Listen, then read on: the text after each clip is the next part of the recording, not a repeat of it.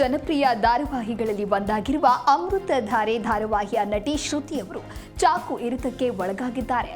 ನಟಿ ಶ್ರುತಿ ಅವರ ಪತಿಯೇ ಅವರಿಗೆ ಚಾಕು ಇರಿದಿದ್ದಾರೆ. ಪತ್ನಿಯ ಶೀಲ ಶಂಕಿಸಿ ಪತಿ ಅಂಬರೀಶ್ ಈ ಕೃತ್ಯ ಎಸಗಿದ್ದಾರೆ ಎನ್ನಲಾಗಿದ್ದು, ಇದೀಗ ಶ್ರುತಿ ಅವರು ಆಸ್ಪತ್ರೆಯಲ್ಲಿ ಚಿಕಿತ್ಸೆಯನ್ನ ಪಡಿತಾ ಇದ್ದಾರೆ. ಪೊಲೀಸರು ಪ್ರಕರಣ ದಾಖಲಿಸಿಕೊಂಡು ಶ್ರುತಿ ಅವರ ಪತಿ ಅಂಬರೀಶ್ ಅವರನ್ನ ಬಂಧಿಸಿದ್ದಾರೆ. ಅಮೃತಧಾರೆ ಸೇರಿದಂತೆ ಕನ್ನಡದ ಇನ್ನೂ ಕೆಲವು ಧಾರಾವಾಹಿಗಳಲ್ಲಿ ನಟಿ ಶ್ರುತಿ ನಟಿಸಿದ್ದಾರೆ.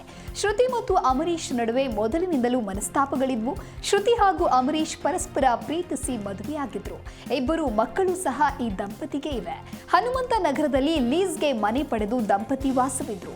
ಆದರೆ ಪತ್ನಿಯ ಬಗ್ಗೆ ಅಂಬರೀಶ್ಗೆ ಅನುಮಾನಗಳಿದ್ದು, ಇದೇ ಕಾರಣಕ್ಕೆ ಪದೇ ಪದೇ ಜಗಳಗಳು ನಡೀತಾ ಇದ್ವು. ಇದೇ ಏಪ್ರಿಲ್ ತಿಂಗಳಲ್ಲಿ ಶ್ರುತಿ ಅಂಬರೀಶಿಂದ ದೂರಾಗಿ ತಮ್ಮ ಅಣ್ಣನ ಮನೆಗೆ ಬಂದಿದ್ರು. ಅಲ್ಲಿಯೇ ವಾಸವಿದ್ರು. ಆದರೆ ಅದಾದ ಬಳಿಕವೂ ಮನೆಯ ಲೀಸ್ ಹಣದ ಕುರಿತಾಗಿ ಜಗಳ ನಡೆದಿತ್ತು. ಇದರ ಕುರಿತಾಗಿ ಹನುಮಂತನಗರ ಪೊಲೀಸ್ ಠಾಣೆಯಲ್ಲಿ ಶ್ರುತಿ ದೂರು ನೀಡಿದ್ರು. ಬಳಿಕ ರಾಜಿ ಸಂಧಾನ ನಡೆದು ನಿನ್ನೆಯಷ್ಟೇ ಇಬ್ಬರು ಮತ್ತೆ ಒಟ್ಟಿಗೆ ನೆಲೆಸಲು ಒಪ್ಪಿದ್ರು. ಮುನೇಶ್ವರ ಲೇಔಟ್ನ ಮನೆಯಲ್ಲಿ ಇಬ್ಬರು ವಾಸವಿದ್ರು. ಆದರೆ ರಾಜಿ ಸಂಧಾನ ನಡೆದ ಮಾರನೆಯ ದಿನವೇ ಅಂದ್ರೆ ಇವತ್ತು ಅಂಬರೀಶ್ ಶ್ರುತಿಗೆ ಚಾಕು ಇರಿದಿದ್ದಾನೆ.